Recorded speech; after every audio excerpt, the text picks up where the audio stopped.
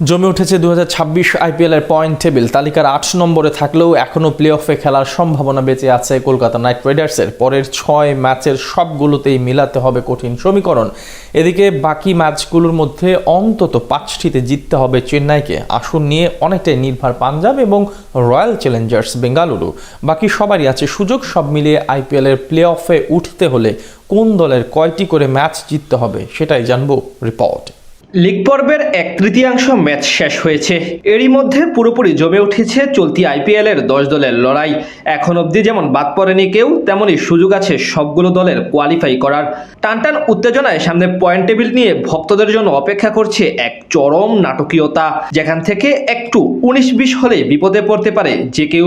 টেবিলের একেবারে শীর্ষে থাকে যেমন স্বস্তিতে নেই পাঞ্জাব কিংস, তেমনই নিচের দিকে থাকা লখনৌ সুপার জায়ান্ট, মুম্বাই ইন্ডিয়ান্সদেরও এখনো স্বপ্ন বেঁচে আছে। প্রথমে যদি কলকাতা নাইট রাইডার্সের সমীকরণে আসি, মাত্র ২ সিজন আগে শিরোপা জেতা ফ্র্যাঞ্চাইজিটি এবার আসরে হতাশ করেছে সবাইকে। টুর্নামেন্টে পুরোপুরি ব্যর্থ তারা। ৮ ম্যাচ খেলে ৫টিতেই পরাজয় বরণ করেছে।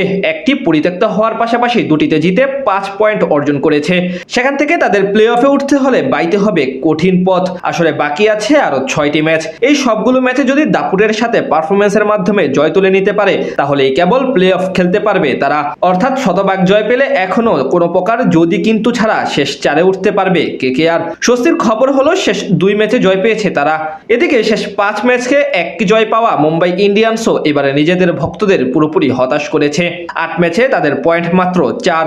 সেখান থেকে তাদের পরবর্তী রাউন্ডে উঠতে হলে বাকি ৬ ম্যাচের সবগুলোতে জিততে হবে। পাশাপাশি বাকিদের দিকেও তাকিয়ে থাকতে হবে।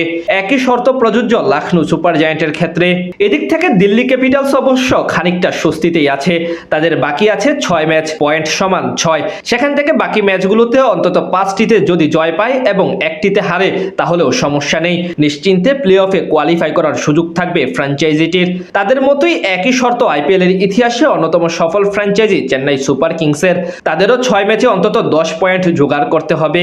অন্যদিকে টেবিলের ৫ নম্বর পজিশনে আছে গুজরাট টাইটান্স। রয়্যাল চ্যালেঞ্জার্স বেঙ্গালুরুর সাথে জয় পাওয়ার পর বাকি আসরে অন্তত ৩টিতে জয় পেলেই শেষ ৪-এ উঠতে পারবে তারা।